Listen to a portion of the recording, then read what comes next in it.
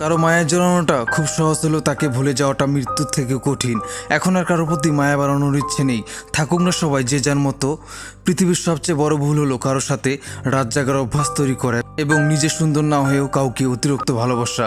সবচেয়ে অসহায় সেই মানুষ যে তার রাগ, অভিমান বা কষ্ট কাউকে দেখাতে পারে না, চিৎকার করে কান্না করতে পারে না, শুধু চোখের জল লুকিয়ে হাসে।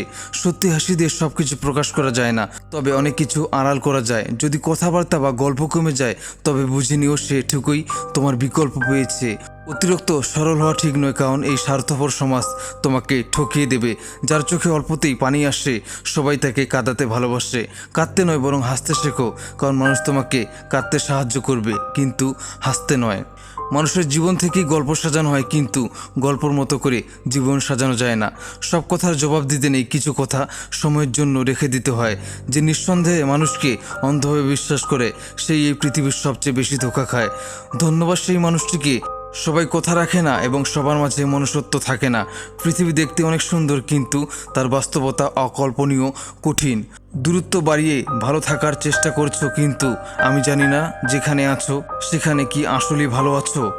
মৃত্যু শব্দটা কারো কাছে খুব ভয়ঙ্কর, আবার কারো কাছে মুক্তির উপায়। তোমাকে যতটা ভালোবাসি ততটা কখনো নিজেকেও ভালোবাসিনি।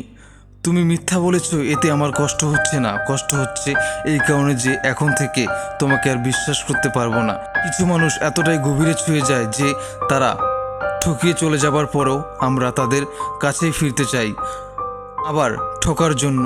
ভালোবাসা কি তা জানতে সেই মানুষটিকে জিজ্ঞেস করো, যার হৃদয়টা ভেঙে যাওয়ার পরেও দিনের পর দিন একই মানুষের জন্য অপেক্ষা করে। চাওয়ার অধিকার সবার আছে, কিন্তু পাওয়ার ভাগ্য সবার থাকে না। ভালোবাসা তখনই সুন্দর যখন দুজন দুজনকে মূল্য দিতে জানে। অনুরোধ করে কাউকে ধরে রাখা যায় না, যে ভালোবাসে সে কখনো ছেড়ে যায় না।